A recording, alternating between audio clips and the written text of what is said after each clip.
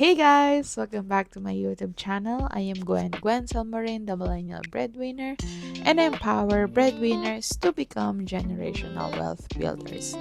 And if this is your first time tuning on my channel, don't forget to like and subscribe para din ma-notify ka on my next videos.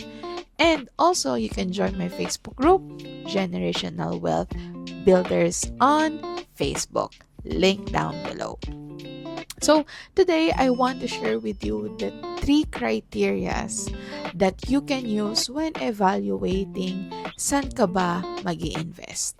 So, a lot of people are asking me, Ma'am Gwen, I saw my friend na nag-invest sa ganto, tapos yumaman siya. I saw my family member nag-invest sa ganto, tapos naging successful din siya.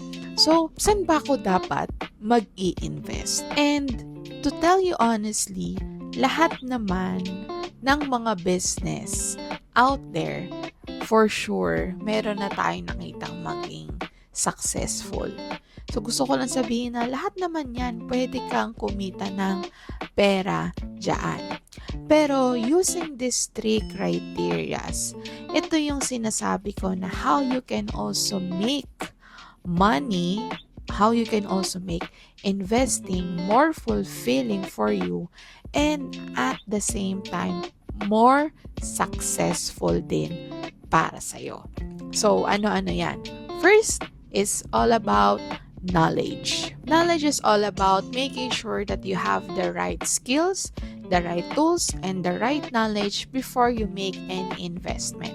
And I understand, no, there are middlemen like mga pinagkakatiwalaan natin, mga caretaker, pwede natin pag-iwanan, pwedeng pag-delegate natin, pwede ding mga agents, no?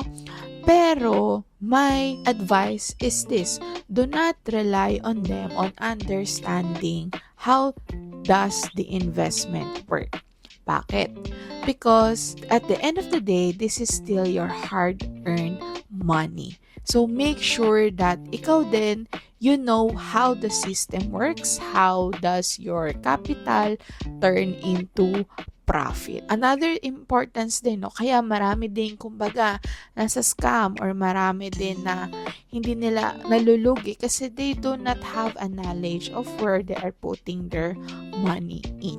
So, very important yan na meron kang knowledge para lang, no, sakali na alam mo din saan napupunta yung pera mo. And if something goes wrong, you can actually understand and fix the problem when it comes to that investment. Remember, if you're not willing to put time to understand something, it's not worth putting your money on it. Number 2 criteria is all about passion. So, passion is, for me, when you invest in something that you are passionate, it allows you to experience more fulfillment in life. So, while you're building wealth, you're also building that experience of joy and happiness because you're doing something na gusto mo talaga. So, ako, no, I remember one of the first investments that I did was investing in a business restaurant because for me, very passionate ako when people sit down, have conversations and eat good food.